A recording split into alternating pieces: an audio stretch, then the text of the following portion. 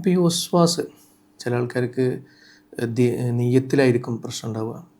ചില ആൾക്കാർക്ക് ഈ നായൊക്കെ തൊട്ട് അങ്ങനെയുള്ള ശുദ്ധിയിൽ, ചില ആൾക്കാർക്ക് കുളിക്കുന്നതിൽ, ചില ആൾക്കാർക്ക് ശുദ്ധിയാക്കുന്നതിൽ, കഴുകുന്നതിൽ, അലക്കുന്നതിൽ, ഇങ്ങനത്തെ ശുദ്ധികളിലായിരിക്കും പല ആളുകൾക്കും ഉണ്ടാവുക. ചില ആളുകൾ പിന്നെ ഭർത്താവ് മക്കളൊക്കെ പുറത്ത് പോയി വന്നാൽ പോലും കുളിച്ചിട്ട് കയറിയാൽ മതി എന്ന പ്രശ്നമുള്ള ആളുകളുണ്ട്, ഉണ്ടാക്കുന്നവരുണ്ട്.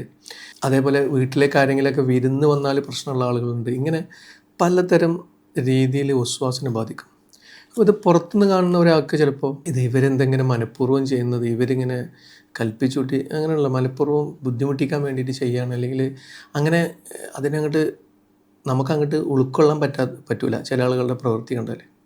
അപ്പോൾ അതൊരു പ്രശ്നം എന്താ വെച്ചാൽ, അപ്പോൾ നമ്മളെ സംബന്ധിച്ചിടത്തോളം അത് ഇവർ മനഃപൂർവ്വം ചെയ്യുന്നതാണെന്നൊക്കെ തോന്നുമെങ്കിലും ഇവരിതിൽ അനുഭവിക്കുന്ന ഒരു പെയിനുണ്ട്.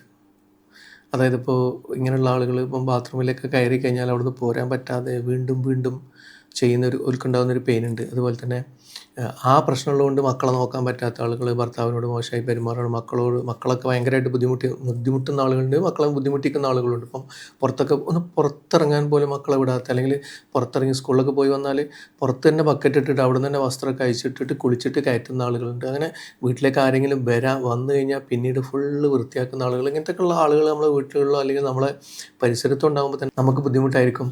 നമ്മളെ കുടുംബങ്ങളിലൊക്കെ ഉണ്ടെങ്കിൽ ഭയങ്കര ബുദ്ധിമുട്ടായിരിക്കും. പക്ഷേ ഇതൊക്കെ സഹിച്ച് ചില ആളുകൾ ജീവിക്കുന്നുണ്ട്, ചില ആളുകൾ ഇതിന് ബുദ്ധിമുട്ടുന്നുണ്ട്. അപ്പം അവർക്കാണ് നമ്മൾ ഈ വീഡിയോ ചെയ്യുന്നത്. അപ്പോൾ നമ്മൾ ആത്യന്തികമായിട്ട് മനസ്സിലാക്കേണ്ട ഒരു കാര്യം എന്താണെന്ന് വെച്ചാൽ,